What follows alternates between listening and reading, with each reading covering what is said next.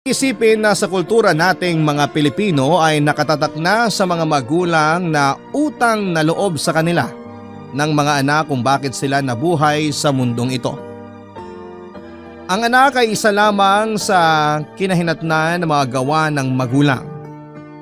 Ikaw kapuso, sa iyong palagay, utang na loob nga ba ng isang anak sa magulang na pinanganak sila sa mundong ito? Dear Papa Dudut, magandang araw po sa inyo at sa lahat ng mga loyal kabarangay na nakikinig ngayon. Mangyaring itago niyo na lamang po ako sa pangalang John. 27 years old at kasalukuyang nakatira sa Nueva Ecija. Sumulat po ako sa inyo upang ipabatid sa lahat ng mga magulang ng pagkakaroon ng anak ay hindi po isang retirement plan. Katulad na lamang po ng nangyari sa akin. May kabataan pa lamang ako noon nang mangarap ako na maging isang seaman. Mahilig kasi ako sa dagat at pangarap ko rin noon na makarating sa iba't ibang lugar. Kaya naman sinabi ko noon sa sarili ko, Papa Dudut, na magiging isang seaman ako. Pero dahil sa hirap ng buhay namin noon ay napilitan din akong magtrabaho habang nag-aaral. Nariyang naglalako ako ng tindang turon ni Mama at kung minsan naman ay mga basahan ni Papa na gawa sa mga ritaso. Ang mga turon ni Mama ay ibinebenta ko sa school habang ang mga basahan naman ay binebenta ko sa mga dumadaang jeep sa kalsada. Maswerte na akong maka500 sa isang araw at kung malas naman ay nasa 300 ang kinikita ko. Sa 500 ay binibigyan ako ni Mama ng 200 pesos. Pero sa kung 300 naman ay 100 lang ang parte ko na sapat lamang para sa pamasahe ko.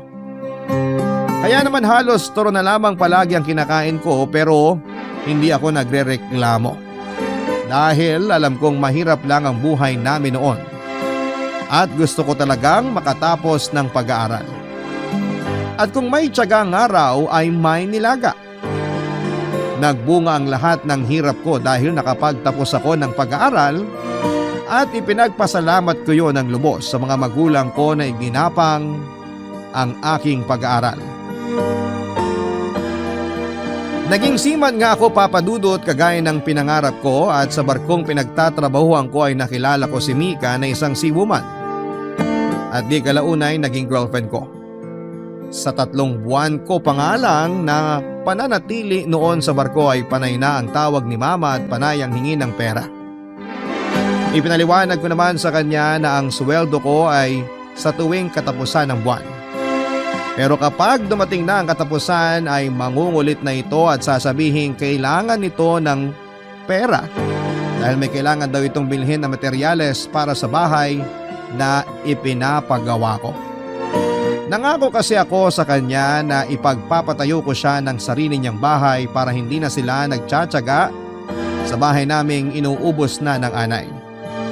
Sa ilang buwan na yon ay hindi ako pumalya sa pagpapadala ng pera kay Mama, lalo pa at para sa kanila naman talaga ako, kaya ako nagtatrabaho.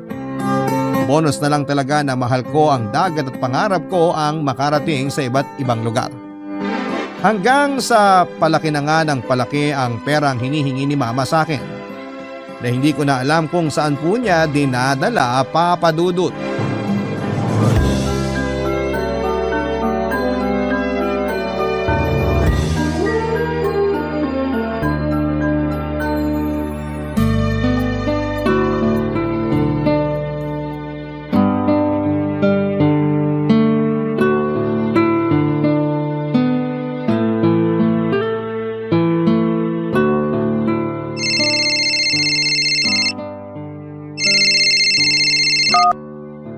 Hello, Ma? Hello anak, sumahod ka na ba? Bukas pa ang sahod ko, Ma. Ay akala ko ngayon. Bukas pa, Ma. Tsaka di ba sinabihin ko na kayo na ako nang tatawag sa inyo? Naka-duty pa ako ngayon eh. Baka lang kasi makalimutan mo magpadala. Ma, kailan ko ba kayo hindi pinadalhan ng pera? Baka kasi busy ka at makalimutan mo. Di ba pwede namang mangyari yon kapag sobrang busy ang tao? Sige na ho. Tatawag na lang ako sa inyo bukas. May duty pa kasi ako eh. Baka mapagalitan ako. bang pakidagdagan mo yung ipapadala mo, anak? Dadagdagan? Bakit ho? Kasi may mga bibilin ako materyales para sa bahay. Nagkulang kasi yung pinadala mo nung nakaraan. Paanong nagkulang, ma? Pinadala ko na sa inyo lahat ng sahod ko. Wala na nga natira sa akin. Imposible namang maubusan ka ng pera, anak. Ang laki-laki ng sahod mo, di ba? Ma, wala na talaga akong pera. Pinadala ko na sa inyo lahat. Wala na ho akong maidadagdag sa pinapadala ko sa inyo kasi buong sahod ko na pinapadala ko. Hintayin nyo na lang. Ipapadala ko agad sa inyo bukas. Ngayon ko kasi kailangan yung pera, anak. Nakapangako ako dun sa pinag-orderan ko ng mga materyales na ngayon ako magbabayad. Ba't kayo nangako? Alam nyo katapusan pa ang sweldo ko. Akala ko nga kasi katapusan ngayon. Padala mo na lang ang nanay ngayon. Sige na, anak. Di ho ba pwedeng maghintay? Isang araw na lang naman eh. Ipapadala ko agad yung pera pag sumahod ako bukas. Ngayon ko nga kailangan.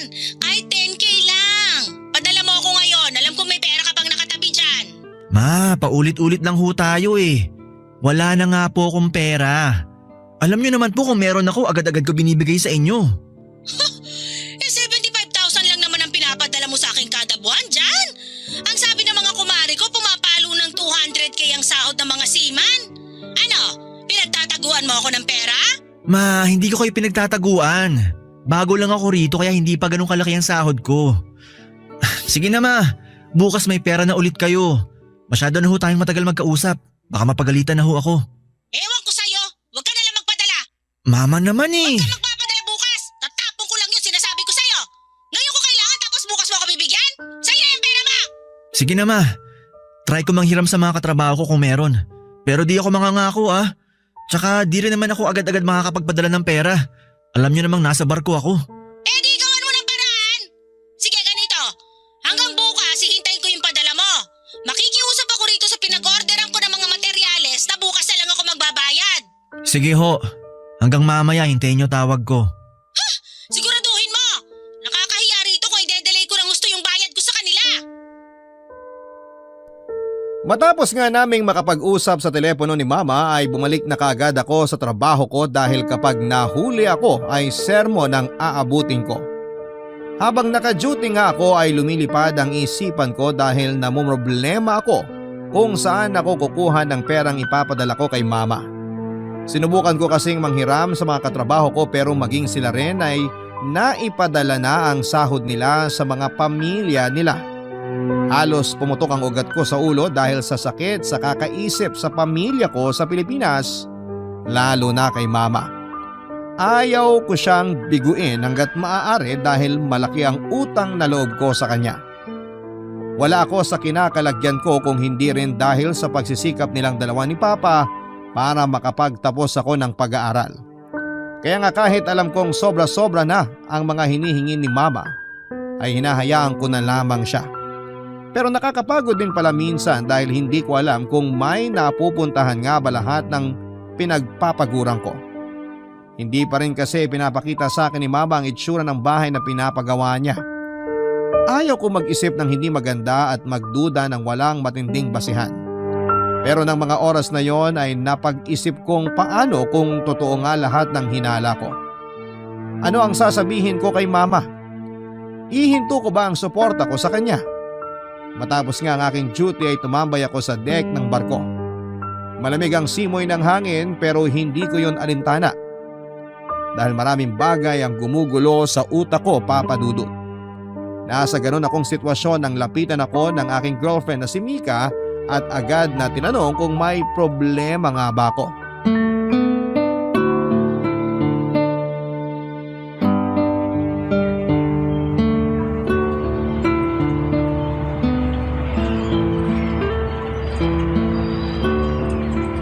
Ang lalim ng iniisip natin ah. May problema ba? Oh, babe, nandiyan ka pala. Hulaan ko. Nanghihingi na naman ng pera si Tita Susan ano? Ay, ano pa nga ba? Wala naman akong magawa kasi responsibilidad ko yun eh. Anong responsibilidad? Babe, hindi. Kung tutuusin nga hindi mo kailangan gawin yan eh.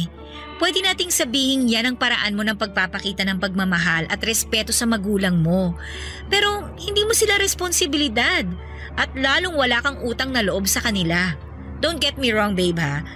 Sinasabi ko to kasi gusto kong mamulat ka na hindi porke ipinanganak ka nila, inalagaan ka, binihisan, pinakain, pinag-aral, ibig sabihin nun utang na loob mo na yun sa kanila. Pero parang ganun na rin ang tinutumbok ng mga sinasabi mo. Babe, makinig ka. Alam mo ba kung anong laging sinasabi ng mami ko sa akin? Ano? Na sobrang thankful daw sila nung dumating ako sa buhay nila. Dahil hiniling daw talaga nila na magkaanak sila. At ako nga yun. Pero alam mo yung mas matindi? Na hindi ko raw kailangan tumanaw ng utang na loob para sa lahat ng sakripisyo nila para sa akin. Dahil unang-una, sila ang may gusto na dumating ako sa buhay nila. Ang tanging bagay lang daw na hihilingin nila sa akin ay respeto at pagmamahal na hindi ko naman ipinagdamot sa kanila. Never nila akong sinumbatan na nagpakahirap sila para mabuhay ako, kaya dapat ibalik ko sa kanila lahat ng nagawa nila para sa akin. Hindi! Kahit isang beses, hindi nila sinabi sa akin yun. Di naman ako sinasabihan ng ganyan ni Mama. Palahingi lang yun ng pera pero di naman siya nanunumbat. Babe, concerned lang ako sa'yo. Hindi sa pinangungunahan kita ha, pero kapag dumating yung oras na wala ka nang maibigay sa mama mo, hindi ko alam kung ano yung mga kaya niyang sabihin sa'yo. Sa ilang buwan nating magkarelasyon, inoobserbahan ko si Tita Susan.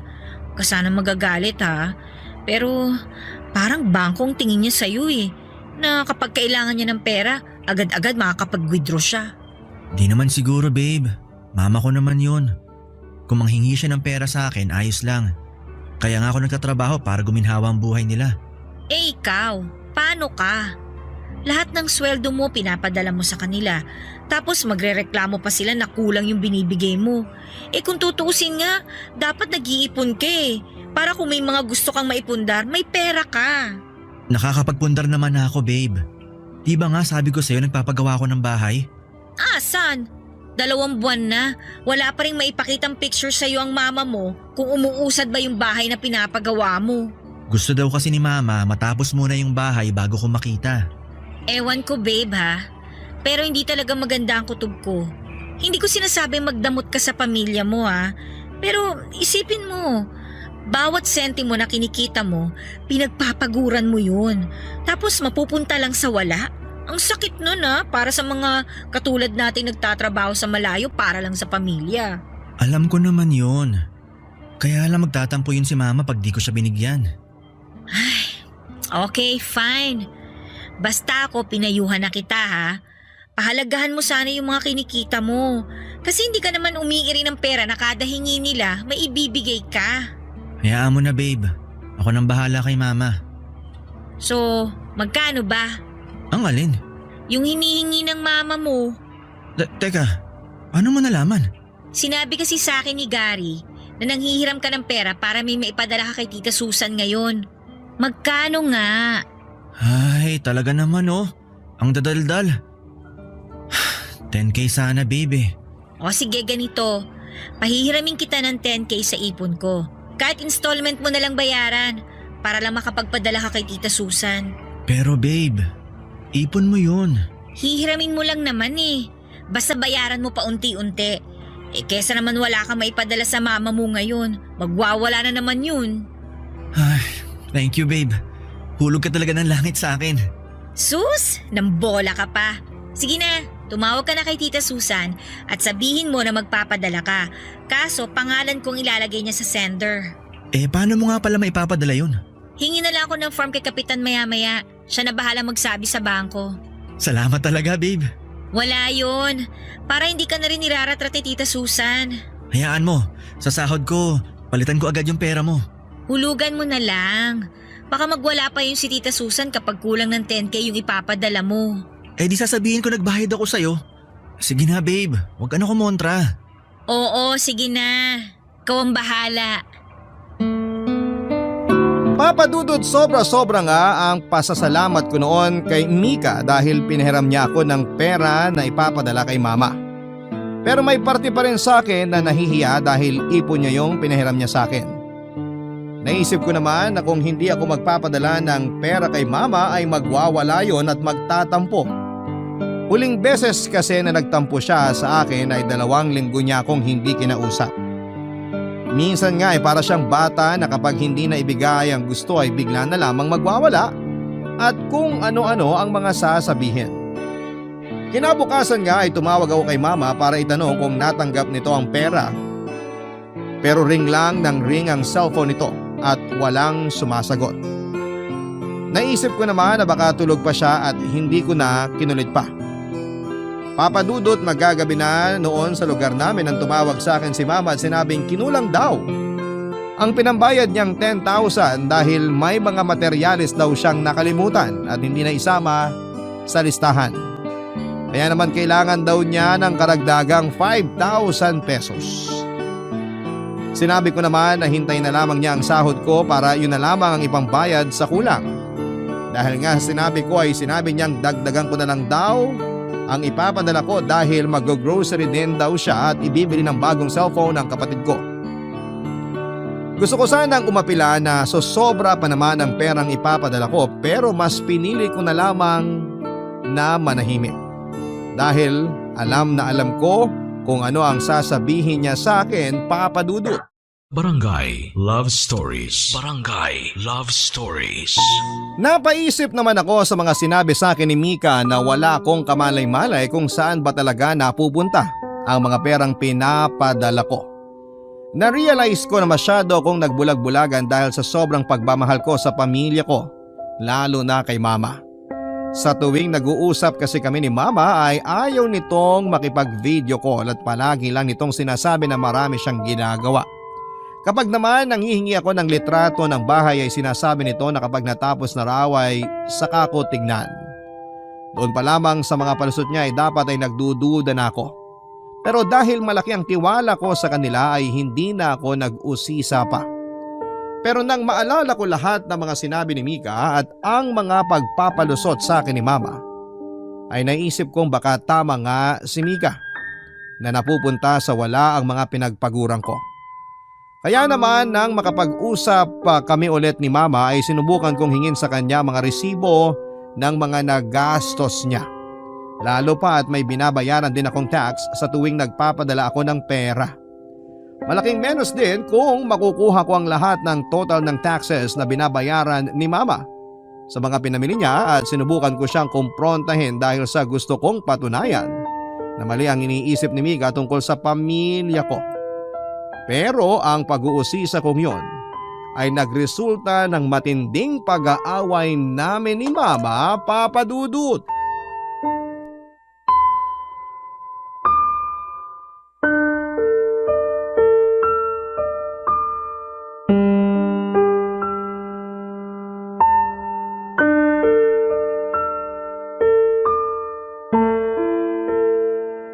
Ano bang akala mo sa akin? Nagwawaldas lang ng pera? Hindi ma. Gusto ko lang makita yung resibo para matotal ko lahat ng tax na binabayaran nyo para mabawasan yung tax ko rito. Huwag mo ako matax-tax dyan ha? Akala mo ba di ko alam? Na ginagawa mo to kasi pinagdududahan mo ko? Iniisip mo siguro kung saan ko dinadala yung mga pinapadala mo? Ay, kung ganun nga ho ma, masama ho ba na magtanong ako? Kasi ultimo resibo ayaw nyo ipakita sa akin. Siguro karapatan ko namang malaman kung saan napupunta yung mga pinaghirapan ko. Karapatan? Huh! Ngayon naman karapatan ang binabato mo sa akin. Wala kang utang na loob. Matapos kitang buhayin at pag-aralin, ganito'y gaganti mo sa akin? Man naman, kailangan ho ba na sumbatan nyo ako? Resibo lang naman po hinihingi ko. Gusto ko lang makita. Tinapon ko na! Alangan namang ipunin ko pa yon. Dagdag kalat lang yung mga yun sa bahay. Sige ma, patingin na lang ho ng picture ng bahay natin. Ang kulit mo naman dyan eh. Sinabi ko na ngang kapag tapos na, doon ko lang ipapakita. Gusto ko lang naman ho makita kung alin pa ang kulang para matapos na. Tigilan mo ako! Ingrato ka! Nung isilang kita at palakihin hanggang sa makatapos ka ng pag-aaral, kinuwenta ko ba lahat ng mga sakripisyo at hirap ko makatapos ka lang? Tapos ikaw? Pera lang? Grabe ka makakwenta! Ma, hindi ho ako nagkukwenta. At hindi lang ho pera ang pinag-uusapan natin dito. Malaking pera ho. Hindi ko ho kayo kinukwentahan. Nagpapasalamat nga po ako na pinagtapos niyo ako ng pag-aaral eh. Pero sana naman ho, Bigyan niyo rin ho ako ng konsiderasyon. At anong konsiderasyon ba ang hinahanap mo? Simula bata ka, binigay ko na lahat ng konsiderasyon sa'yo. Ma, hindi naman ho ako basta lang pasarap sa barko. Bawat sentimo ho ng pinapadala ko sa inyo, pinagpapaguran ko. Tatawagan niyo ako. Imbis na kumusta ang bungad niyo sa akin, anak, kailangan ko ng pera agad ang linyahan niyo. Ma, kumustahin niyo naman ako minsan. Di naman malaking bagay yun. Ba't mo kita kukumustahin? Maayos naman ang lagay mo dyan sa barko. Mas masarap pa nga yata ang kinakain nyo dyan kaysa kinakain namin dito ng mga kapatid mo Huwag mo nga akong dinadramahan dyan. Ikaw mismo ang nagsabi sa akin na bibigyan mo kami ng maginhawang buhay. Ano to? Puro ka kwenta. Parang ibang tao kami sa'yo. Hindi niyo naman ako naiintindihan, May. Ang akin lang, hindi ho habang buhay may trabaho ako. Tatanda rin ho ako. At pag dumating ang oras na yon, di ko nakakayanin pa magtrabaho.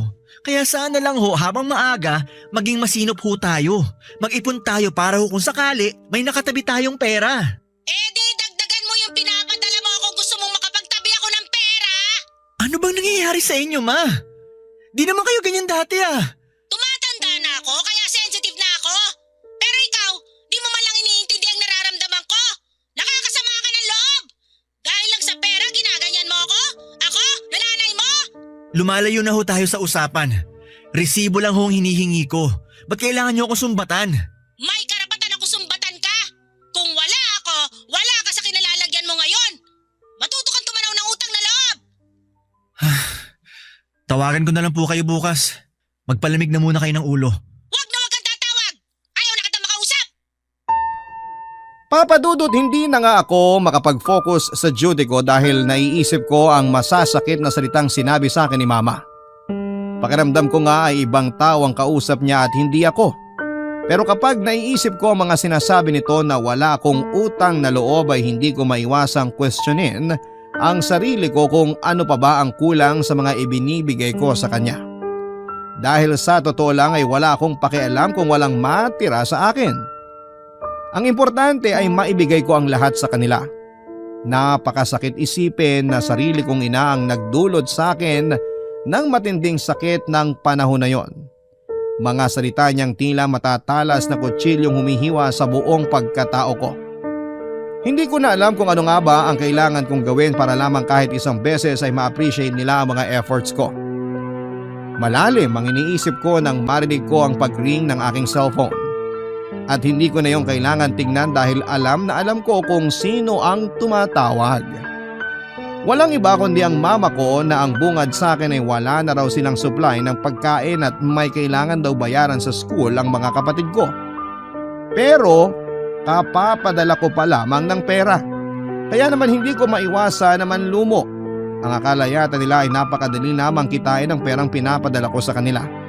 Lalo lang akong nanlumo nang sabihin ni Mama na naisanla nito ang bagong cellphone dahil wala na silang pambili ng pagkain. Kulang na nga lang ay ma-depress ako, Papa Dudut. Sa kabi-kabilang daing ni Mama. At kapag hindi pa nasunod ang gusto nito ay magwawala ito at magbibitaw ng masasakit na salita na para bang hindi niya ako anak. Laking pasalamat ko talaga na nasa tabi ko lagi si Mika at karamay ko sa lahat ng oras. Lalo na kung pakiramdam ko ay unti-unti na akong nilalamon ng depression.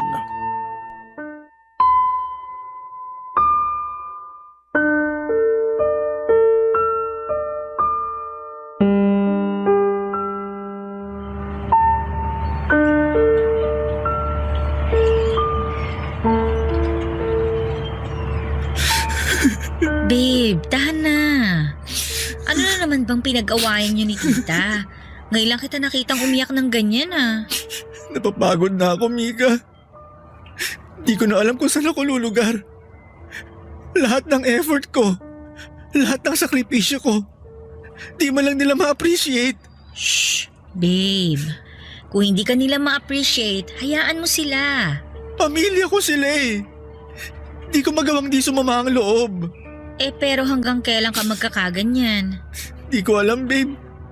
Napapagod na akong intindihin sila. Pero kapag naaalala ko na sila ang dahilan kung bakit ako nandito, pinipilit ko maging okay. Andito lang ako, babe, ha? Dadamayan kita lagi. Handa akong tulungan ka sa abot na makakaya ko. Hayaan mong tulungan kita na pasanin ang iba mong problema. Sapat na sa akin yung lagi kang nasa tabi ko. Pasanin ko to. Ako dapat na magbuhat. Pero nahihirapan din ako pag nakikita kitang ganyan. Hindi ko matanggap na nandito nga ako pero hindi naman kita matulungan. Ang dami mo nang naitulong sa akin. At sobrang nagpapasalamat ako sa lahat. Alam mo namang mahihingahan mo ko, di ba? Kung ano man ang problema mo, handa akong makinig. Yung mga pinapadala ko kay mama, di ko alam kung nagagastos ba sa tama. Ayaw niya akong bigyan ng mga resibo. Puro siya palusot, alam mo yun? Yung kapag wala na siyang alam na palusot, susumbatan na niya ako, aawayin. Ang masaklap pa nga, kung sabihan niya ako na wala akong utang na loob na anak, parang wala akong nagawang tama. Ayoko mag-isip ka ng kung ano-ano, ha? Pero paano kung... Paano kung ano? Paano kung may bisyo pala si Tita Susan na hindi mo alam, na hindi lang niya sinasabi? Bisyo? Oo, kasi kahit mag-grocery sila ng pang-isang buwan o magbayad ng mga bills, hindi mauubos agad ang 75K eh. Babe, unless na may iba silang ginagawa sa pera. Hindi ko sinasabi to para siraan sila ha, pero ang laki talaga ng chance na may bisyo nga sila. Anong bisyo naman, babe? Ang sabi sa akin ni mama, may mga utang siyang binabayaran. Anong utang naman yun? Di ko alam. Alam mo namang di nagsasabi si mama eh. Pero mabalik tayo. Ano nga kayang bisyo niya? Ay nako, ano pa ba? Kundi drugs, siguro alak, pwede rin namang sugal. Ang daming naa-addict sa sugal, babe. Yung iba nga nababaon pa sa utang dahil hindi nila kayang mabuhay nang hindi nagsusugal kahit magbenta pa sila ng gamit, magsanla. Gagawin talaga nila basta makapagsugal lang sila.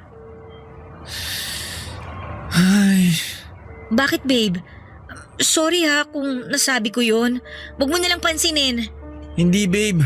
Wala kang kasalanan. Ba't nga ba hindi ko agad naisip yun? Ang alin? Na baka may bisyo sila? Oo. Dating sugarol si mama pero di naman malala.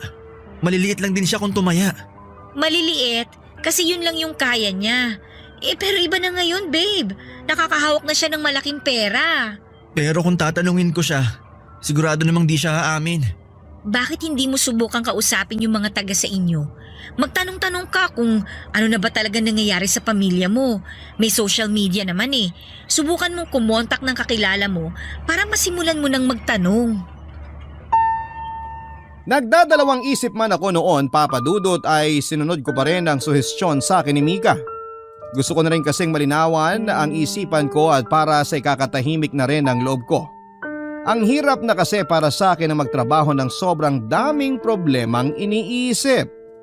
Madalas nga ay naiisip ko na lamang na itigil na lamang ang suporta ko sa pamilya ko. Total ay naaalala lamang nila ako kapag araw ng sweldo. Pero at the end of the day ay mas nangibabaw pa rin ang pagmamahal ko sa kanila. At kahit na anong pagod ko, ayos lang basta alam ko na nabibigyan ko sila ng maginhawang buhay. Sa libreng oras ko nga ay nagtiyaga akong maghanap sa social media ng mga kakilala na taga sa amin. Sa dami na nga ng mga sinearch ko ay iilan lang ang lumitaw at naka-private pa ang profile kaya hindi ko rin mai-add at mai-message. Halos 2 araw rin akong ganon. Hanggang sa may isang profile akong nakita na naka-public. Bagamat taga sa amin ay hindi ko naman yon ka-close. Mabibilang lang din yata sa daliri ang pag-uusap namin noong nasa Pilipinas pa ako. Pero wala na akong sinayang na panahon at in-add friend ko siya. Saka ako na nag-iwan ng mensahe na may gusto akong itanong sa kanya, Papa Dudut. Barangay Love Stories. Barangay Love Stories. Papa Dudut, sa 2 araw nga ng pagtsatsaga ko ay nahanap ko nga ang social media account ni Chris. Siya na lamang ang huling pag-asa ko dahil siya na lamang ang kilala kong malapit sa amin. Ang bahay kasi namin ay matatagpuan sa liblib na bayan ng Nueva Ecija at halos lahat ng bahay doon ay may kalayuan sa iba pang mga bahay. Hindi man kami close ni Chris ay kinapalan ko na ang mukha ko at inad ko siya at nag-iwan pa ako ng mensahe. Bahala na kung sasagutin niya yon o hindi. Araw-araw ay naghihintay ako ng pag-accept niya sa friend request ko. O kaya naman ay mag-reply man lamang siya sa message ko pero wala akong natanggap na sagot mula sa kanya. Habang dumadaan nga ang mga araw ay mas lalo akong nakakaramdam ng anxiety na hindi ko naman nararamdaman dati. Pakiramdam ko rin noon na tipong malapit na ako sa katotohanan pero parang ayaw ko na lamang alamin. Nauubusan na rin po ako ng pag-asa sa pag-iisip na baka hindi na rin active ang account na yun ni Chris. Pero nagulat ako ng isang gabi ay siya mismo ang tumawag sa akin. Buti na lamang at off duty ako kaya agad kong nasagot ang pagtawag niya sa akin, Papa Dudut.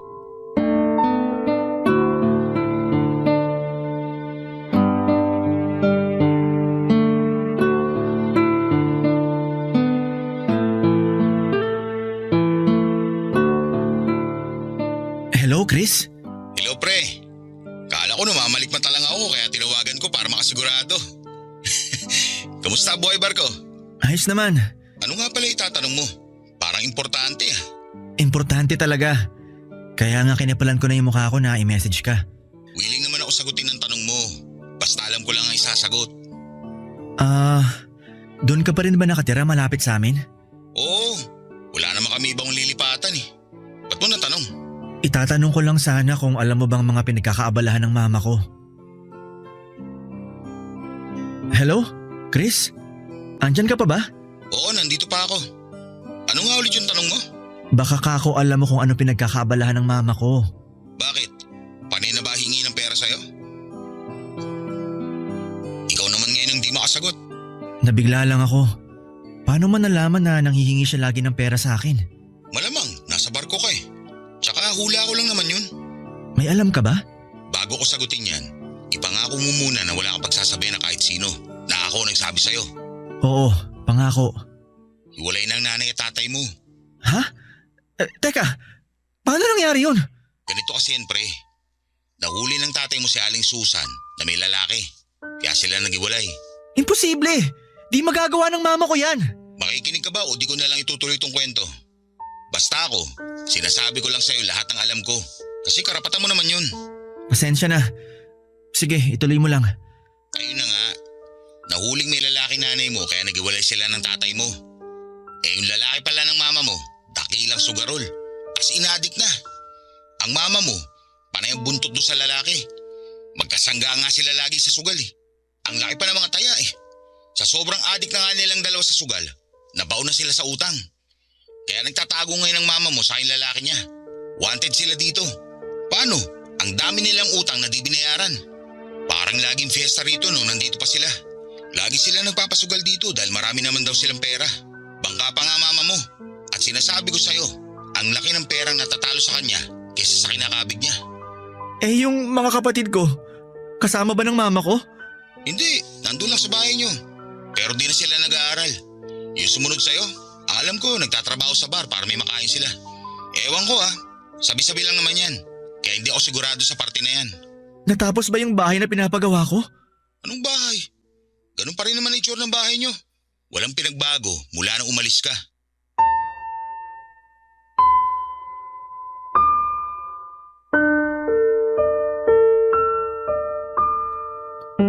Lumong-lumo ako sa mga nalaman ko mula kay Chris, Papa Dudut. Halo-halong emosyon din ang nararamdaman ko ng mga oras na yon. Gusto kong sumigaw, manakit pero alam kong wala naman yung maidudulot na maganda. Naisip ko na nga lang na baka gawa-gawa lamang yun ni Chris pero wala naman itong mapapala kung sakali. Hindi ko lubos maisip na magagawa yon sa akin ni Mama. Nagtiwala ako sa kanya pero ninustay niya lamang ng parang maliit na halaga ang pera ko. Nagmistula siyang one-day millionaire sa dami ng perang sinayang niya sa loob ng isang araw. Gusto kong sumbatan si Mama pero hindi ko naman siya makontak. Sa totoo lang ay napakahirap malayo sa pamilya para lamang kumita ng pera tapos malalaman ko na lamang na napunta sa walang pinaghirapan ko. Nang malaman ko nga ang tungkol sa bagay na yon ay hindi ko kinumpronta si Mama. Naghintay ako na umamin siya sa akin pero nang tumawag siya sa akin, imbis na kumustahin ako ay paghingi ulit ng pera ang bungad niya sa akin, Papa Dudut.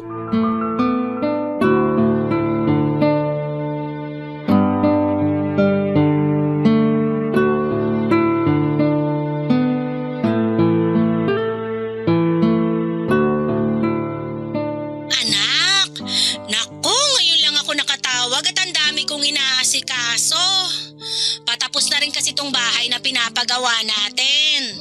Mabuti naman ho kung ganon. Kaso anak, may konting problema. Ano ho ba yon? May mga konting materyales pa kasi na kailangang bilhin para matapos na talaga. Magkano ho ba nga abutin? Anak, mga 100K pa kasi yung kailangan. Ang laki naman ho. Akala ko ba konti na lang ang materyales na kailangan? Oo, yan kasi hinihingi sa akin ang gumagawa. Mga tiles yan, tapos brace para sa hagdan. Tapos papagawa pa ako ng built-in cabinet. Di naman ho siguro aabutin ng 100K yan. Konti lang naman ho yung materyales na yan. Ano ka ba naman anak? Siyempre mga mamahalin na materyales ang gagamitin. Ma, hanggang kailan nyo ba ako balak lokohin? Ha? Anong lokohin? Ano ba pinagsasasabi mo dyan?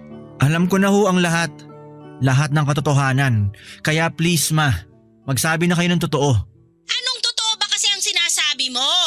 Wala akong nililihim sa'yo. Ano na naman ba to dyan?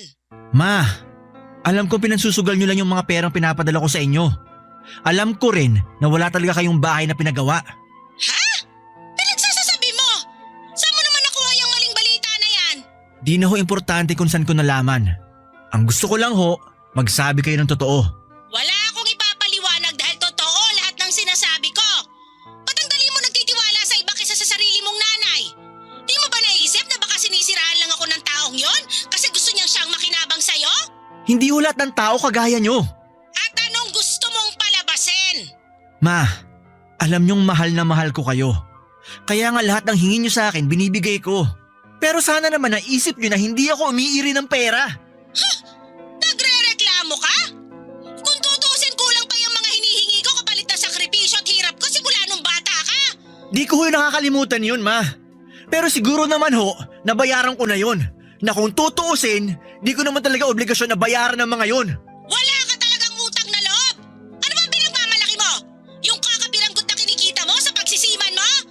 Umangat ka lang ng konti, kala mo naman kung sino ka na? Tandaan mo, nakatapos ka dahil sa akin. Hindi ka aangat kung hindi dahil sa akin. Sige, sumbatan nyo lang ako. Pero ito lang masasabi ko sa inyo. Wala akong utang na loob na dapat bayaran dahil di ko naman ginusto na ipanganak sa mundong to.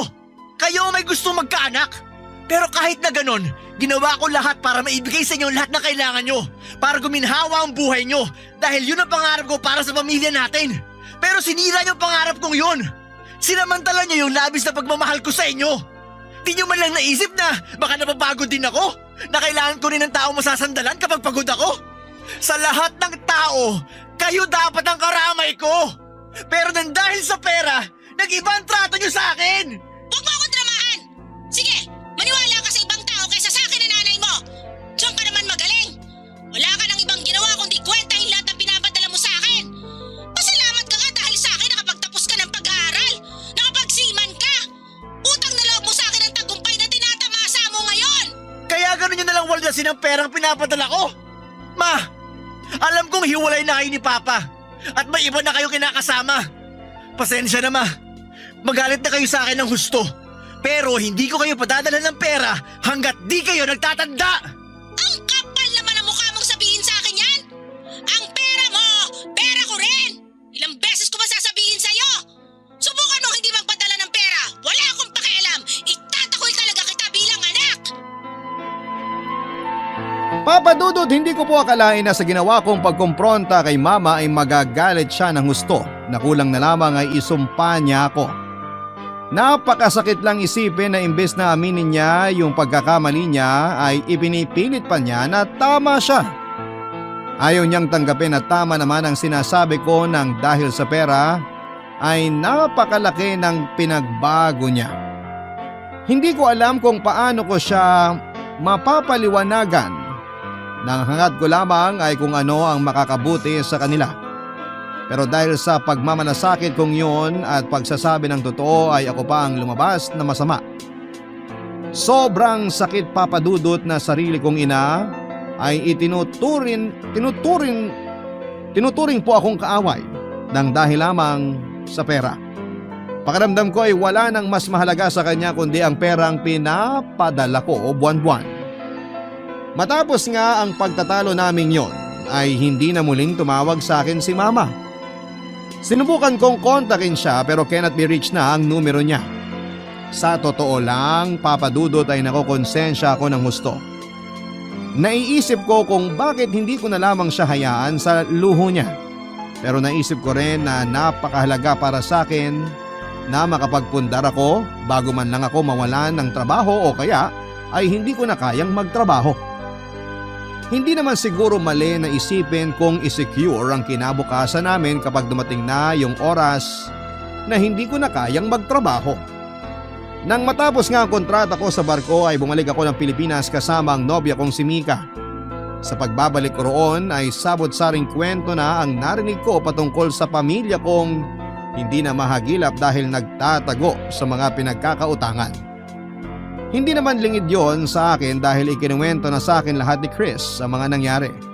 Ang tanging concern ko lamang ng mga panahong yon ay ang mga kapatid ko na dapat ay nag-aaral. Pero ang sabi naman ng mga kapitbahay namin ay kasama sila ni Mama at hindi na nila alam ang buong kwento. Kung kasama man sila ni Mama ay medyo panatag na ako dahil alam kong magkakasama sila. Pero madalas ay napapaiyak na lamang ako kapag naaalala ko ang lahat ng perang dapat sana ay naipagpatayo ko na ng bahay. Alam kong wala na akong magagawa dahil nangyari na ang mga nangyari at tinanggap ko na lamang na nasa mabubuting kamay na ang lahat ng pinagpaguran ko. Unti-unti kong natanggap ang mga nangyari, Papa Dudut. Salamat sa mga words of wisdom ni Mika at nagkaroon ako ng motivation at pag-asa sa buhay. Kaya nang makasampa muli ako ng barko ay nagsimula na ako mag-ipon para sa dalawang bagay.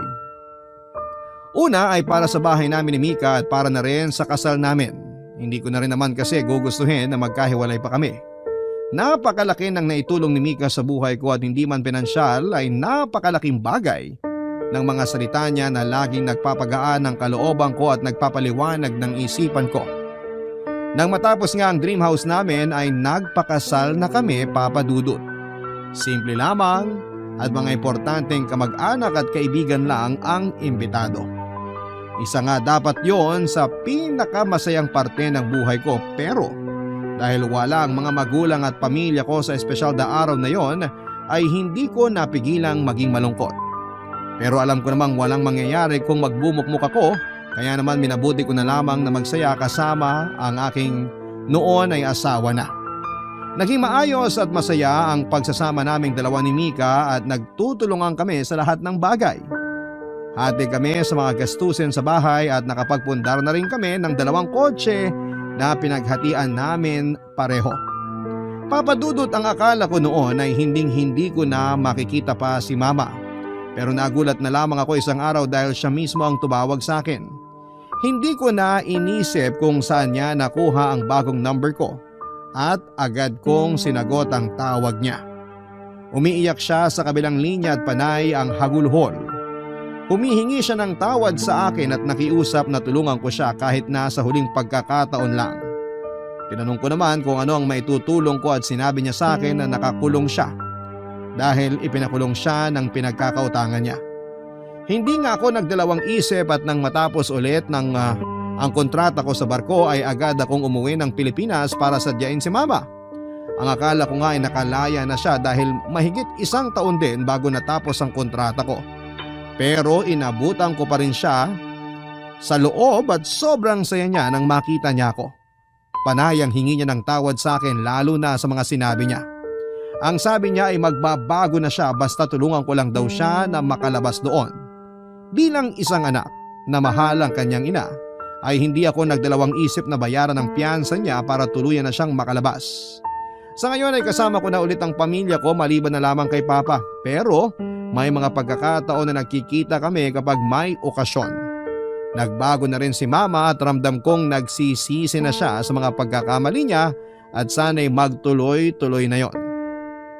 At dito ko na nga po tinatapos ang aking kwento.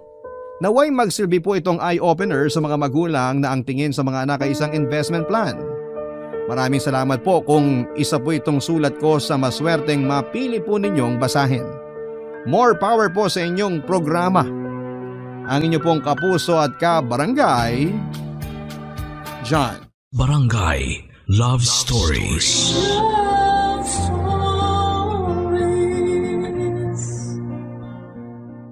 Barangay LS 97.1. 97.1.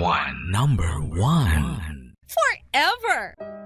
Kabarangay, i-share mo ang iyong barangay love stories. Sabay-sabay nating pakinggan ang iyong kwento ng pag-ibig, buhay at pag-asa. Ipadala lang sa barangaylovestories@yahoo.com.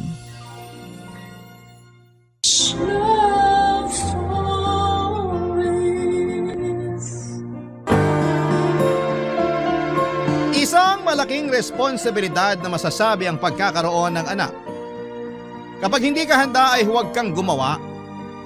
Ikaw kabarangay, handa ka bang magkaroon ng sariling pamilya?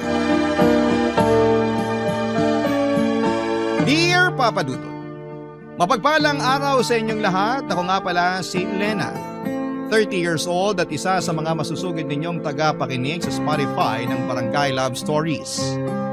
Kaya naman na-inspire din po ako magpadala ng kwento sa inyo. Neto lang nakaraan ay naganap ang lahat ng ibabahagi ko sa inyo. Ito ang naging dahilan ng malaking pagbabago sa akin. Hindi po ako mahilig sa commitment. Lagi akong takot kapag usapang commitment na papadudot. Gusto ko ay casual lang. Lagi akong nakatambay sa mga online dating site para makahanap ng mga papayag sa gusto ko. Casual lang. One night stand. Kasama tuwing nalulungkot kapag nag-iisa. Yun lang naman ang hanap ko. Kapag may gusto ng something more, syempre, atras kagad ako. Aminado kong emotionally unavailable akong tao, papadudot. Kaya siguro tinuruan ako ng leksyon ng Diyos. Nakilala ko sa isang online dating site si Jonathan. Mas bata siya sa akin ng 3 taon. Alam niya kung ano ang pinasok niya at hindi naman siya humiling ng kahit na ano. Gusto lang din niya ng laro. Gusto lang din niya ng kasama at laro. Pinayagan ko yun.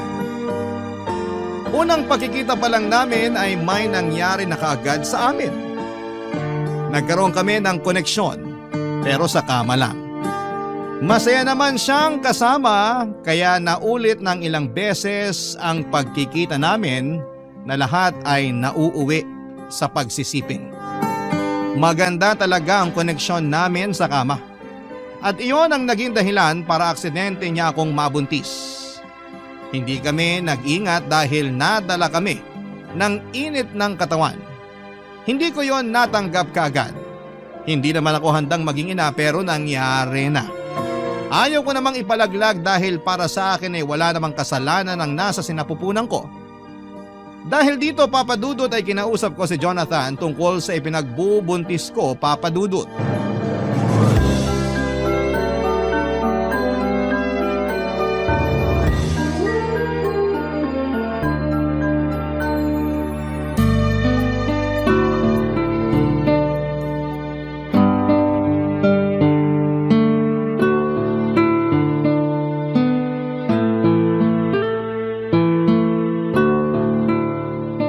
Anong oras? Saka saan pala tayo magche-check-in? Hindi mo sinabi sa akin sa chat. Mag-usap muna tayo. Sige, order lang ako ng beer natin. Asan ba yung waiter dito? Bawal sa akin ng beer. Orange juice na lang. Kailan pa naging bawal sa'yo ang beer? Ginagawa mo na ng tubig ang alak kapag nagkikita tayo eh. Dati yun, iba na ngayon. Bakit biglaan na ata ang pagbabago mo? Hindi ako ready. Buntis ako. So, hindi na tayo pwedeng mag-check-in? Narinig mo ba sinabi ko? Oo, buntis ka mo. So hindi na tayo pwede mag-ano? Di ba bawal yun kapag may baby na sa tiyan? Hindi mo man lang ba tatanungin kung sinong ama ng dinadala ko? Ako ba o iba? Malamang ikaw! Alam mo namang ilang buwan na tayo nag-aano? Malay ko ba kung may on the side ka pa dyan? Seryoso ako, Jonathan. Totoong buntis ako at ikaw ang ama. Eh di congrats sa akin. Magiging ama na ako. Hindi ako nakikipaglokohan hindi to prank. Alam ko. Eh ba't ganyan ang reaksyon mo sa binalita ko? Kasi masaya ako. Masaya? Hindi planado tong pinagbubuntis ko. Ako lang pa ito nagpapanik sa sitwasyon natin. Hindi ko nga alam kung bakit ka nagpapanik. Malaking blessing ang isang sanggol. Pues hindi ako ready sa blessing na to. Kaya kung may kilala kang santo na malapit sa Diyos, dasalan mo na para bawiin to. Uy, wag naman. Gusto ko pang maging tatay. Paninindigan ko yan. Seryoso ka ba, Jonathan? Hindi biro tong pinagbubuntis ko. Malaking pagbabago to sa buhay natin. Ano naman ngayon? Balang araw naman magiging nanay ka at magiging tatay din ako. Maaga lang nangyari sa atin. Pero nakatadhana na to. Sigurado ako. Nakatadhana akong mag-rescue ng mga aspin at maging cool na tita, hindi maging ina. Saya na yung role na binigay sa'yo ng Diyos. Huwag ka nang pumalag. Mahalin mo na lang. Hindi ko alam kung bakit ganyan ang reaksyon mo eh. Pero mamaya lang, sigurado akong matatauhan ka na. Maiisip mo na hindi ka pa handang maging ama. Malabo yan. Gusto ko talagang maging ama. Saka pwede naman na akong magkaroon ng anak sa edad ko. Huwag kang pakakasiguro. Gusto ko talagang maging ama para may i-flex ako sa Facebook. Karamihan kasi ng mga tropa ko may mga anak na. Makijoin na rin ako. Saka para may dahilan ako para tumakas kapag sobra na sa inuman. Higit pa sa pag-flex sa Facebook ang pagkakaroon ng anak. Malaking responsibilidad to. At willing naman akong akuin kung gusto mo. Huwag mo sanang ipapalaglag ha. Araw-araw ako makokonsensya kapag ginawa mo yan. Alam ko karapatan mo bilang babae kung gusto mong ituloy ang pagbubuntis mo o hindi. Pero sana maisip mo na hindi ka naman nag-iisa sa pagharap niyan. Andito ako. Kami ni nanay. Ipapakilala kita sa kanya. Magugustuhan mo siya. Jonathan! Ramdam ko na natatakot ka. Siguro mamaya makakaramdam din ako niyan. Pero mas inunahan kasi ako ng saya. Ikaw din. Baka mamaya maging masaya ka na sa bagong blessing na dumating sa buhay natin.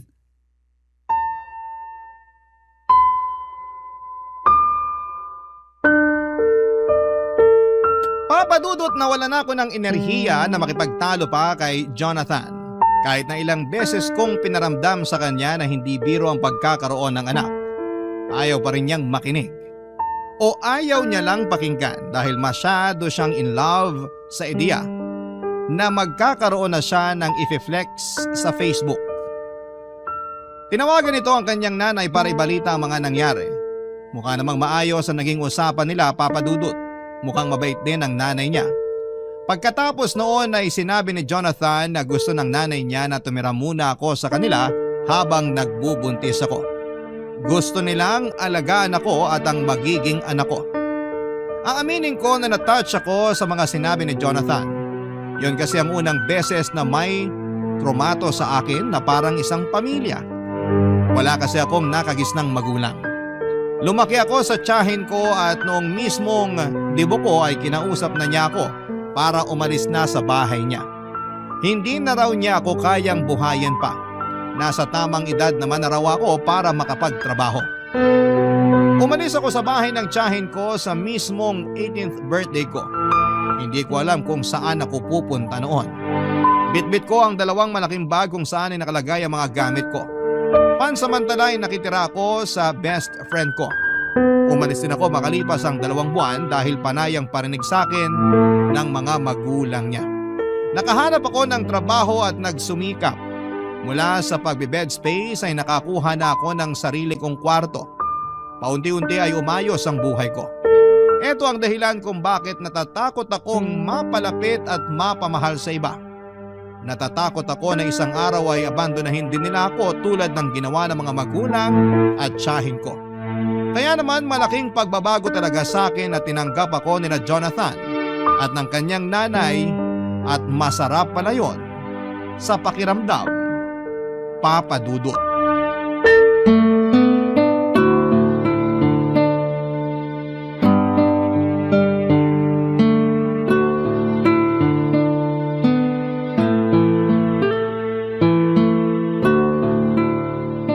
Ikaw pala si Lena? Opo, tita. Nanay na lang ang itawag mo sa akin. Magkakaapo na ako sa inyo, kaya dapat magulang na rin ang trato mo sa akin. Salamat po, nanay. Ayan, 2 na ang anak ko. Ayos lang po ba talaga sa inyo na tumira ako rito? Oo naman. Ako nga tong nangulit kay Jonathan na dito ka tumira. Lalo na nung nalaman ko na umuupa ka lang daw ng kwarto. Tama ba? Opo, yun lang kasi yung kaya ng sahod ko eh. May mga kasama ka ba ron na tenants? Marami po, paupahang mga kwarto talaga yun. Naku, sakto palang kinuha na kita rito. Hindi makakabuti kung napapaligiran ka ng maraming tao. Maniwala ka sa akin. Mabilis, mas stress ang mga buntis. Dito ka na lang talaga. Mas maaalagaan ka pa namin ni Jonathan. Nasan po ba si Jonathan? Hindi kasi siya nagre-reply sa mga chat ko. Pabalik na yon. Pinabili ko lang ng merienda natin at saka ibang kailangan mo. Ay, nakakahiya naman po. May pera naman po ako. Ako na lang pong gagastos sa mga pangangailangan ko. Ay hindi pwede. Hati kayo ni Jonathan. Pag lumabas ang bata, sisiguraduhin ko naman na si Jonathan na ang magtatrabaho para masustentuhan lahat ng pangangailangan ng apo ko. Hindi ko naman po pwedeng iasa sa kanyang lahat eh. Kawawa naman siya. Makakapagtrabaho pa rin naman ako, makakapag-ipon pa para panghanda sa panganganak ko at sa iba pang mga pangangailangan naming mag-ina. Lena, naisip ko lang, paano kaya kung pagkatapos mong manganak ay huminto ka na sa trabaho? Para naman matutukan mo ang anak mo. Wala ka naman po problemahing bayarin sa upa kasi libre na ang lahat dito para sa'yo. Pero gusto ko pa rin po sanang may trabaho para mas malaki ang maipon namin ni Jonathan para sa anak namin. Iba na talaga ang henerasyon ngayon, ano? Nung panahon kasi namin, kailangang huminto sa pagtatrabaho ang mga nanay para may magbantay sa mga anak. Kaya ko naman pong pagsabayin. Ay naku, sa una lang yan. Pero kapag nahawakan mo na ang anak mo, halos ayaw mo nang bitawan at ayaw mo na ring bumalik sa trabaho. Lagi mong mamimiss, lagi kang mag-aalala. Marami akong pamangkin na ganyan ang nangyari. Saka ako na po siguro po problemahin kapag nando na ako. Sa ngayon, gusto ko pa rin pong magtrabaho para maiabot naman po ako sa inyo kahit papaano. Hindi mo kailangan akong abutan. Ano ka ba? May pinagkakakitaan naman ako. Ipunin mo na lang para sa anak mo. Salamat po, tita. Anong tita? Di ba nanay na ang itatawag mo sa akin? Hindi pa rin po ako sanay. Sanayin mo na. Kasi magtatampo ako sa'yo kapag hindi. Wala po kasi akong tinawag na nanay mula pagkabata. Kaya parang ang hirap sanayin ng dila ako na banggitin ng salitang yan. Nakwento nga sa akin ni Jonathan. Kaya pinilit ko talaga siya na kunin ka rito. Kailangan mong magkaroon ng isang ina para alam mo kung paano maging ina sa magiging anak mo. Salamat po, nanay. O kung may kailangan ka, huwag kang mahihiyang magsabi sa akin. Ituring mo akong isang ina. Salamat po. Nay, Lena, nakabili ako ng merienda. Okay bang paglihian mo tong inihaw na mais at taho? Bakit naman ikaw ang magdedesisyon sa paglilihian ni Lena? Hindi ba pwede yun? Natakam kasi ako nung nakita ko to sa palengke eh. Ikaw ata ang naglilihi eh. Ganyan din ang tatay ni Jonathan dati. Siya ang nauunang maglihi kesa sa akin. Dalin mo na rito yung mais sa taho na yan. Maski ako nadamay sa paglilihi mo, Jonathan. Nagkatawanan at nagkantsawan pa ang mag-ina habang hinahanda ni Jonathan ang merienda namin, Papa Dudut. Napangiti na lamang ako. Ganito pala ang pakiramdam na mapabilang sa totoong pamilya. Tahimik lang ako noon at pinagmamasdan silang dalawa. Ang saya nilang tignan. Hindi ko yon naranasan. Hindi ko man na-experience ang bonding na ganoon pero ramdam ko na masaya yon sa pakiramdam. Kita ko naman sa mga mata nilang dalawa na maganda ang koneksyon nilang mag-ina. Nagkakwentuhan na rin kami tungkol sa pamilya ni Jonathan. Nalaman ko na 10 years old pa lamang si Jonathan nang mamatay ang tatay nito. Isang seaman, malaki naman ang naiwang pera sa kanila. Sapat para masustentuhan ang pag-aaral ni Jonathan hanggang kolehiyo. Pero hindi na rin nakapagtapos ng kolehiyo si Jonathan dahil tinamad na ito. Tinanggap na lamang yon ng nanay niya. Ang nanay niya ay isang retired na guro sa elementarya. Hindi na kasing laki tulad ng dati ang hawak nilang pera, pero sapat lamang ang meron sila para sa simple at komportableng buhay. Si Jonathan naman ay nagtatrabaho bilang ahente ng mga sasakyan. Marami akong nalaman tungkol sa kanilang pamilya. Masaya ako sa mga nalaman ko. Naisip ko na safe ang magiging anak ko sa poder nila. Ramdam ko.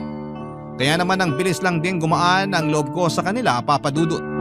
Sa pagdaan nga ng mga araw ay mas lalong tumitindi ang saya ko. Sa wakas ay nagkaroon na ako ng pamilya. Siguro nga ay totoo ang sinabi ni Jonathan. Malaking blessing ang sanggol sa aking sinapupunan dahil sa pinagbubuntis ko ay na-bless ako ni Lord ng pamilya sa katauhan ni nanay at ni Jonathan. May mahihiling pa ba ako? Parang wala na. Kontento na ako sa piling nila at sa direksyon ng buhay ko. Barangay Love Stories. Barangay Love Stories. Papa Dudut, mabilis lang na lumipas ang mga buwan. Nakapanganak na ako sa wakas at babae ang isinilang ko. Malusog at hindi ako binigyan ng problema habang nagle-labor. Pinangalanan namin siyang Mika. Sinunod ko sa pangalan ng best friend ko.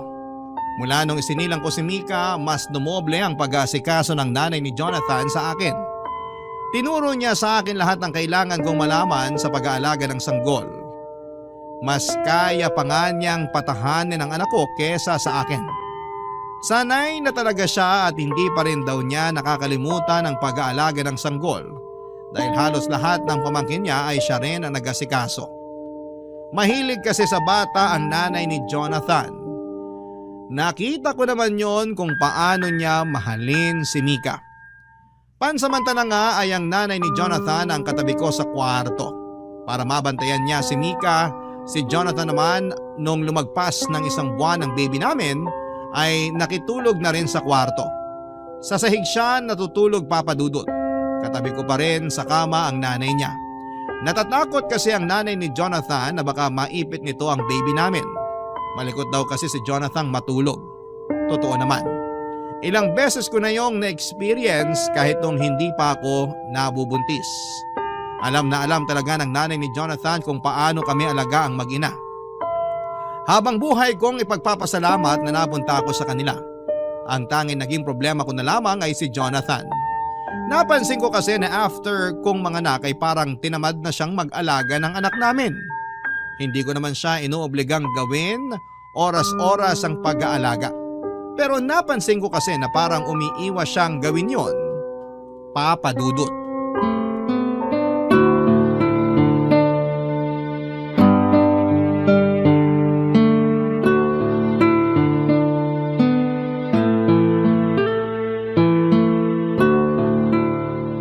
Oh, isoli ko na si Baby Mika sa'yo. Kala ko hindi na kayo matatapos mag-selfie. Ayaw kasi niyang umiti. Hindi pa talagang ngingiti yan. Iyak pa lang naman ang alam niyan. Hindi tuloy ako makahanap ng ipopost sa Facebook. Hindi maayos lahat ng kuha naming dalawa. Kahit blurred pa ang kuha mo sa kanya, ilalike pa rin yan sa Facebook. Basta baby, matik na yun. Sige na nga. Bakit nga pala bihis na bihis ka wala ka namang pasok ngayon? Holiday, diba? At long weekend. So bakit nga? Andito ka lang naman sa bahay kung makaporma ka para kang may liligawan sa labas. Selos ka ba? Sabi nila kapag kakapanganak pa lang ng babae, nagiging silosa raw. Totoo ba?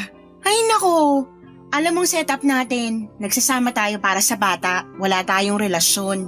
Oo na, talaga to. Lagi na lang takot sa commitment. Ipaliwanag mo na kaya kung bakit nakaporma ka. Para maganda ang selfie namin ni Baby. Oh, tapos na kayo mag-selfie, magubad ka na. Grabe to, kakapanganak lang, gusto na agad akong hubaran. Huy, pagalingin mo muna ang tahi mo bago tayo bumira. Ang dumi ng isip mo. Ang ibig ko sabihin, magpalit ka na ng pambahay para komportable ka na at matulungan mo na rin ako sa pagbabantay kay baby. Aalis ako. Saan ka naman pupunta?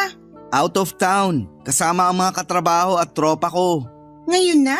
Oo, kaya nga ako nakabihis, di ba? Hinihintay ko na lang yung tropa kong magsusundo sa akin. Bakit ngayon mo lang sinabi sa akin? Hindi mo man lang pinaalam. Bakit ako magpapaalam? Wala namang tayo. Diyos! Seryoso ako. Alam mo naman kailangan kita sa pag-aalaga ng baby natin eh. Kaya nyo na yan ni nanay. Hindi nyo nga ako kailangan eh. Pangpasikip lang ako sa bahay. Pero Jonathan, hindi naman pwedeng iasa na lang natin sa nanay mo lahat ng pag-aalaga sa anak natin. Gusto naman niya. Kahit na, responsibilidad natin ng anak natin. 3 araw lang naman ako mawawala. Lunes ng gabi, nandito na ako. May pasalubong pa ako para sa'yo. 3 araw? Long weekend, di ba? Sinusulit lang namin. Minsan lang kasi makapagbakasyon. Marami pa namang long weekend sa kalendaryo. Baka naman pwede magpaska muna ngayon. Nakita mong kapapanganak ko pa lang eh. Hindi pwede. Nakapag-ambag na ako sa tutuluyan namin at sa gas. Susulitin ko na. Bawiin mo na lang yung ambag mo para ipandagdag natin sa pambili ng diapers at vitamins ni baby. Lalong hindi pwede. No refund sa ambag. Kawawa naman mga kasama ko kung kukunin ko yung ambag ko. Planado na yung budget eh. Sana kasi nagsabi ka man lang sa akin para napag-usapan natin kung pwede kang tumuloy o hindi. Sobra ka namang istrikto. Ngayon lang naman ako magbabakasyon. Pero parang lagi kang nakabakasyon eh. Kahit nandito ka lang sa bahay, hindi kita halos nakikitang pumapasok dito sa kwarto para tulungan ako kay baby. Saka ka lang pumupunta rito para mag-selfie. Buti nga, pumupunta pa ako eh. Wow! Parang utang na loob pa namin ni baby na pumupunta ka pa rito sa kwarto. Iba. Mali ata pagkakasabi ko. Sorry, nabigla lang. Huwag kang magalit ha. Babawi ako sa inyo ni baby pagbalik. Promise. Ako ang mag-aalaga. Matulog ka hanggat gusto mo. Promise. Promise yan ah. Oo. Ayun na, bumusina na yung tropa ko. Aalis na ako ha. Mag-chat na lang tayo. Update na lang. Okay? Bye! Natahimik na lamang ako at pinigilang magalit. Lalo na nung hindi niya maingat na sinarado ang pintuan ng kwarto kaya nagulat ang baby Mika namin. Mas lalo tuloy akong nagngit-ngit sa galit. Iniwan niya kaming mag-ina at akala ko naman dahil long weekend ay makakasama namin siya. Pero hindi pala. Mas inuna niyang makasama ang mga katrabaho at katropa niya. Hindi ko naman siya pinagbabawalang lumabas. Lagi ko naman siyang pinapayagan na makipag-inuman o kung saan man siya pumunta pagkatapos ng trabaho niya. Basta ang sa akin lang ay tumulong siya sa pag-aalaga sa anak namin. Pero hindi ganoon ang nangyayari. Ako at ang nanay lamang niyang nag-aasikaso kay baby Mika. Naya na nga ako na magpatulong sa nanay ni Jonathan dahil hindi naman niya yon responsibilidad. Matagal ko nang napansin yon kay Jonathan. Parang wala talaga siyang interes sa anak namin. Noong nasa sinapupunan ko pa lamang ay excited lagi si Jonathan na mga anak ko para raw maipagmalaki pa niya sa Facebook ang anak namin.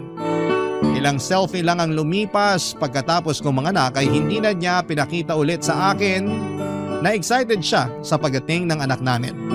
Saka lang talaga niya kinukumusta ang anak namin kapag kailangan niya nang may maipopost sa Facebook. Ang nakakainis pa sa mga caption niya, lagi niyang pinamumukha na isa siyang mabuting ama. Na akala mo ay lagi niyang inaalagaan ang anak namin. Kung alam lang ng friends niya sa Facebook na parang ginagamit lamang niya ang anak namin para may maipost siya at magmukhang dakila papadudot.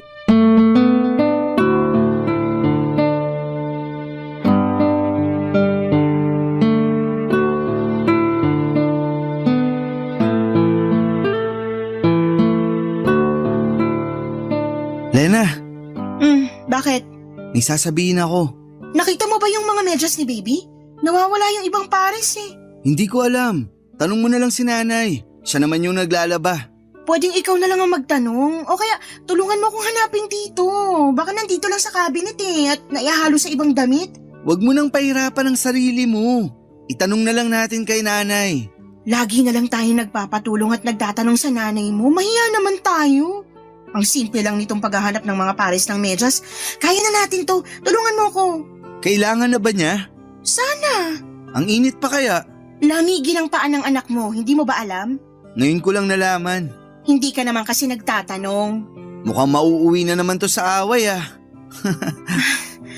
Ano ba yung sasabihin mo? Ano kasi? May bagong labas na cellphone. Oh, tapos? Gusto ko sanang bumili. Sira na ba yung cellphone mo? Hindi pa naman. Eh di wag ka munang bumili. Hindi practical eh. Tulungan mo na akong hanapin yung mga pares ng medyas ng anak mo bago siya magising. Mas importante to. Mas importante ang cellphone mo kaysa malamigan ng paa ng anak mo? Hindi naman yan ang ibig kong sabihin. Mali lang ako ng nagamit na salita. Pero kailangan ko talaga ng bagong cellphone. Para saan nga? Kung parehas lang naman ang purpose sa dati mong cellphone, mas maigi na wag ka na munang bumili. Nagsasayang ka lang ng pera. Ipunin mo na lang para sa future na pangangailangan ng anak natin. Puro na lang anak natin. Paano naman ang kailangan ko? Ano? Sana mali ang rinig ko sa sinabi mo. O sana mali lang ulit ang pagkakagamit mo ng salita. Ang pangit kang dating sa akin eh. Gusto ko lang ng bagong cellphone. Sobrang luma na ng cellphone ko. Mabilis nang malobat. Mabilis malobat kasi panay Facebook at online games ang ginagawa mo. Luma na kasi talaga. Magastos sa kuryente kung lagi ako nagcha-charge. Saka hindi maayos ang camera nitong luma kong cellphone. Kaya ang pangit tuloy ng mga selfie namin ni baby. Alam mo, sige na lang. Bumili ka na lang ng cellphone. Kahit ano pang klaseng cellphone yan o kahit ilang cellphone pa. Bumili ka na. Ayoko na makipagtalo sa'yo. Tulungan mo na lang akong hanapin yung mga pares ng medyas ng anak mo. Teka lang, pag-usapan muna natin tong cellphone ko. Ano pa bang dapat pag-usapan? Pumayag na ako, diba? Kahit ngayon din, bumili ka na. Pero wala akong pera. Eh bakit mo sinasabi sa akin na kailangan mo nang bumili ng bagong cellphone tapos wala ka naman palang pera? May konti ako na itabi, pero pangbakasyon ko sana yun sa susunod na long weekend. Diretsuhin mo ako. Baka pwedeng pairam muna ng pambili ko ng cellphone. Hindi pwede. Ikaw ang gagamit, kaya ikaw ang gumawa ng paraan para bumili. Huwag mo idamay ang pera ko. Ibabalik ko rin naman. Nilaan ko yung ipon ko para sa pangangailangan ng anak natin, lalo't hindi pa ako sigurado kung babalik pa ako sa trabaho o maghahanap ako ng ibang pagkakakitaan. Bad trip naman. Ano ka mo? Wala. Tutulungan mo ba ako sa paghahanap ng medyas ng anak mo? Hindi. Wala ako sa mood. Gusto ko na noong sapakin si Jonathan sa gigil ko, Papa Dudut. Halo-halo na noon ang emosyong nararamdaman ko. Hindi nakakatulong sa postpartum ang pinapakitang kabalbalan ni Jonathan sa akin. Nagmadali siyang lumabas ng kwarto at saka malakas na sinarado ang pintuan. At dahil doon ay nagising ang anak namin. Nahirapan na tuloy akong pabalikin sa pagkakatulog si baby. Hindi ko na rin nagawa ang dapat kong gawin dahil kailangan kong patahanin ang anak namin. Hindi ko na alam ang uunahin ko.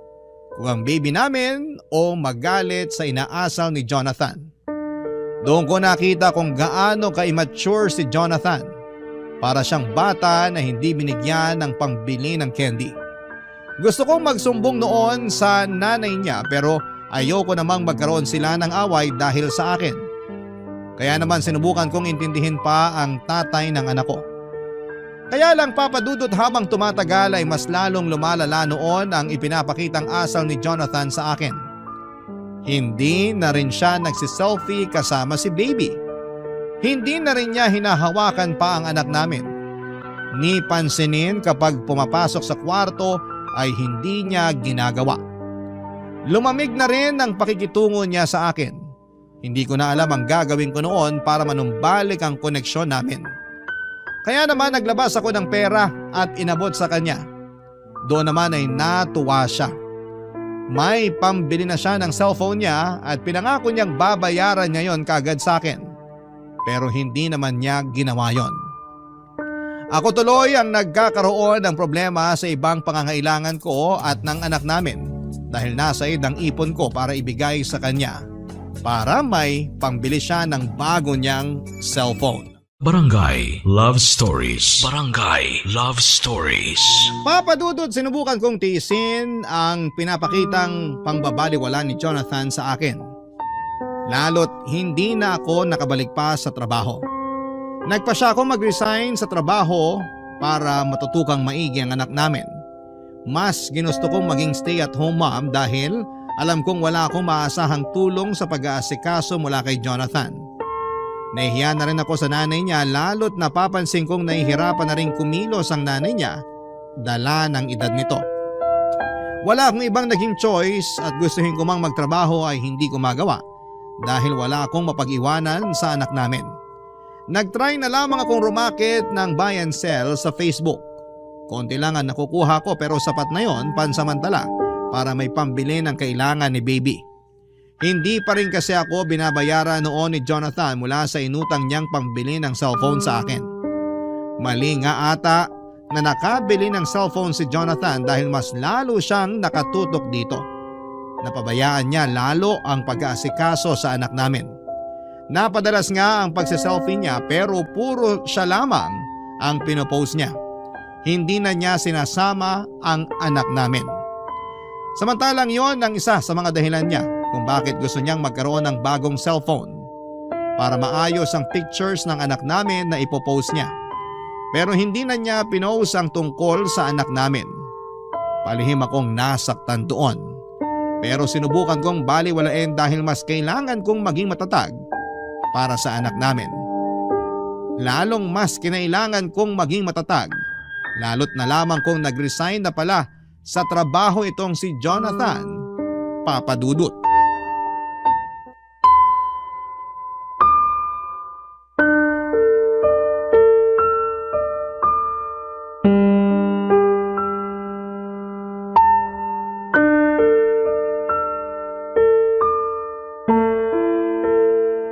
Nag-resign ka sa trabaho? Oo nga, paulit-ulit. Bakit mo naman ginawa yun? Hindi ko na kaya yung pangpa-power trip ng boss ko. Lagi akong pinapagalitan. Bakit ka pinapagalitan? Kasi may mga palpak ako sa trabaho. Pero kailangan bang pagalitan? Pwede namang kausapin na lang. Para naman siyang isip bata. Lagi na lang mainit ang ulo niya sa akin kapag nagkakamali ako. Kahit sinong boss naman siguro magagalit kapag may palpak na ginagawang mga empleyado niya. Pero walang personalan. Parte yun ang trabaho niya eh. Sigurado namang lilipas din yun. Gusto ka lang niyang matuto. Di ko naman kailangan ng advice mo. Pinapaliwanag ko lang sa'yo. Grabe ka naman, Jonathan. Nag-resign ka pa talaga kung kailan naman wala rin akong trabaho. Ikaw din naman nag-resign ah. Pinagalitan ba kita? Nag-resign ako para may mag-alaga sa anak natin. Baka nirarason mo lang yan kasi ayaw mo na magtrabaho. Andiyan naman si nanay na mag-aalaga ng baby natin.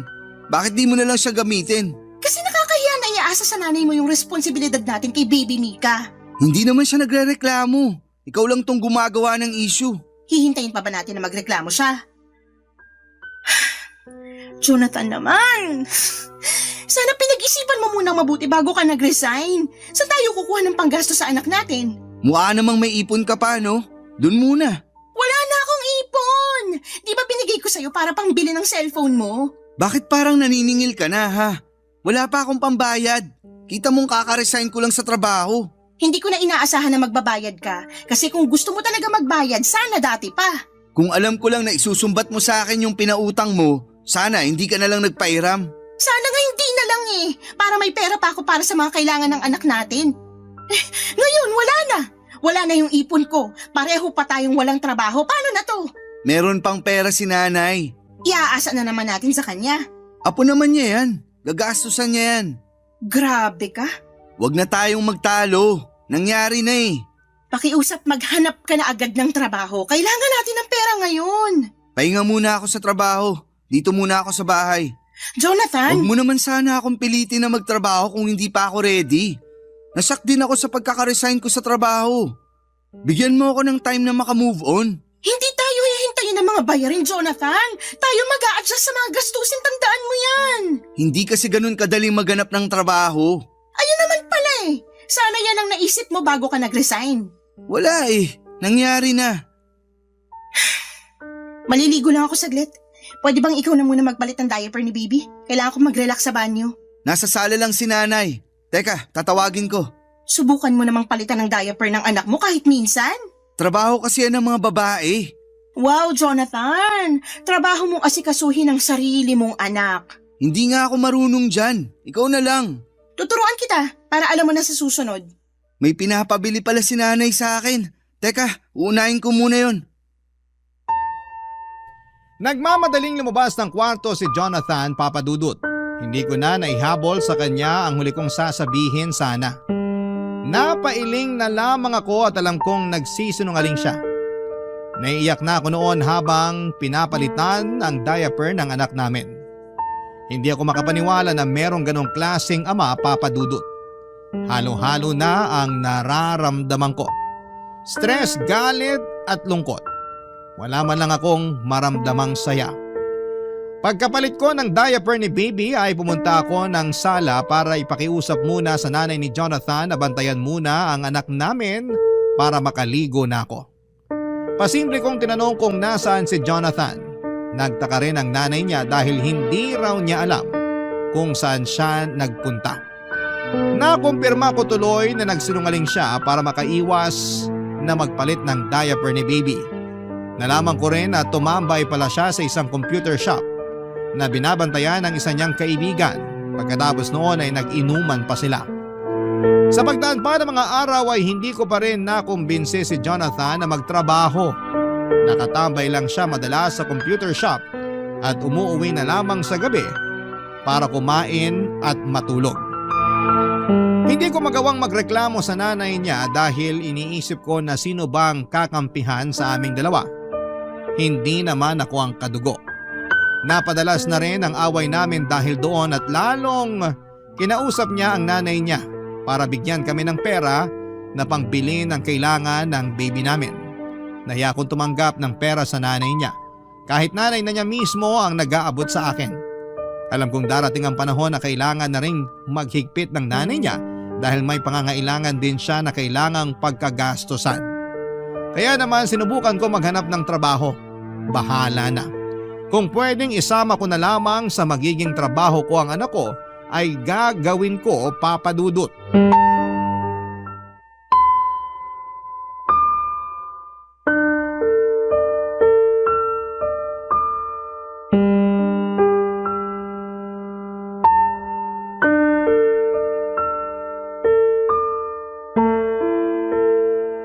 Lena, mag-usap tayo. Maghahanap ka na ba ng trabaho?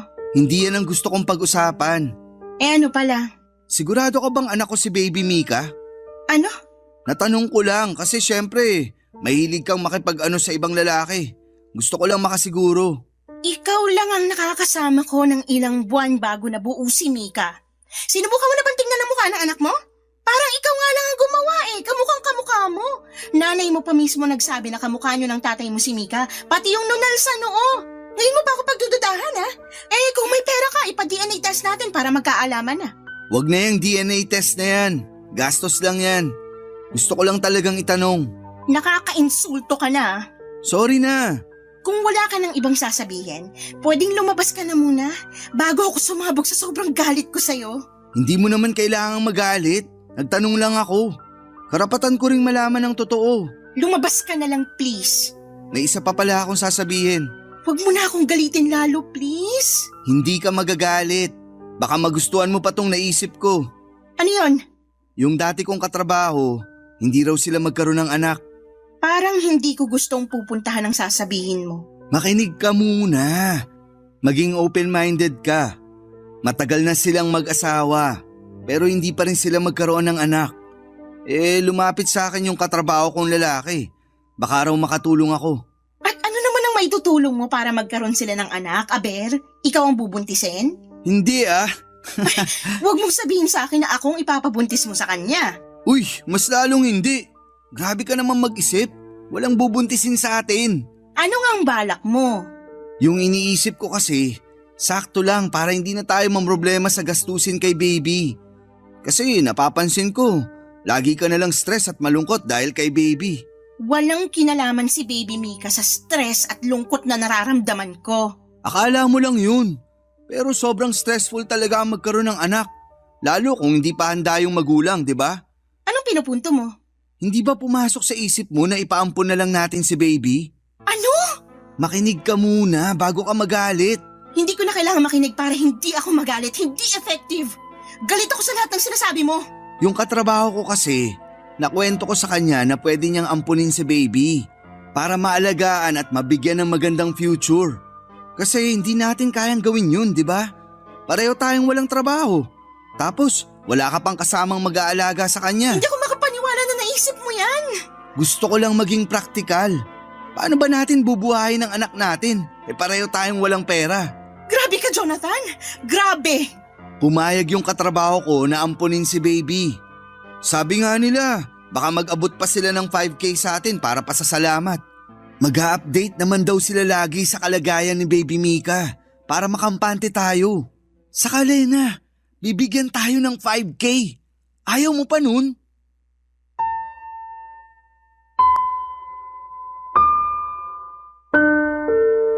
Blanco ang mukha ko noon habang nagsasalita si Jonathan. Hindi ko na magawa pang magalit. Napagod na ako. Hindi ko na rin siya inimik noon. Panay pa rin ang salita ni Jonathan at sinabi ko sa kanya na pag-iisipan ko at kung pwedeng lumabas muna siya ng kwarto. Sumunod naman siya. Sabi niya iidlip lang daw siya sa kwarto ng kanyang nanay at gigisingin ko na lamang daw siya kapag nakapag-decide na akong ipamigay ang baby namin. Pagkalabas ni Jonathan ng kwarto ay nilabas ko ang mga bag namin ni baby at nag-impake. Hindi ko na kayang magtiis. Nagkataon pang wala ang nanay niya kaya madali akong nakatakas. Mabilis akong natapos at may konti pa akong natirang pera mula sa inabot sa akin ng kanyang nanay. Nakiusap ako sa dati kong katrabaho na kung pwedeng makituloy muna kahit na ilang araw at pumayag naman. Kaya mas lalo akong ginanahan na umalis dahil merong tutulong sa akin.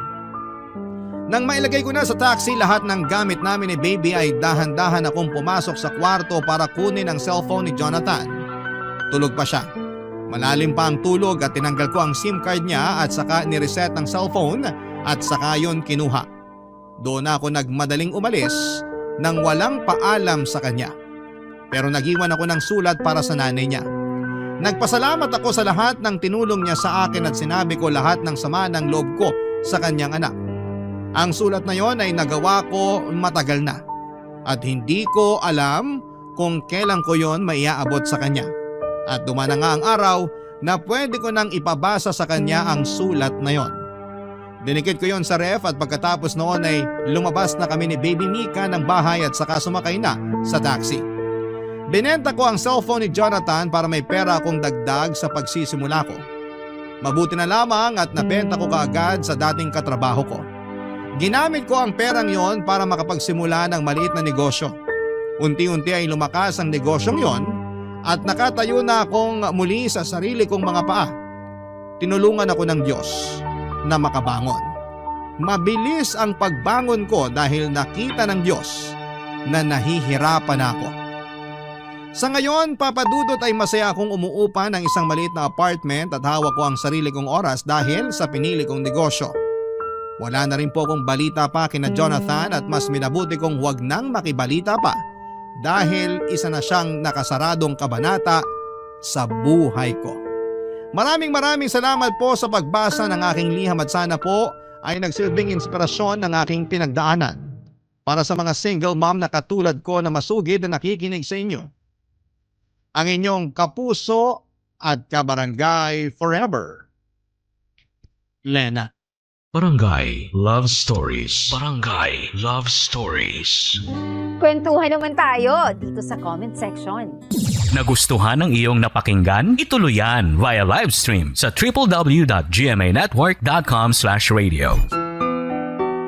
Barangay LS 97.1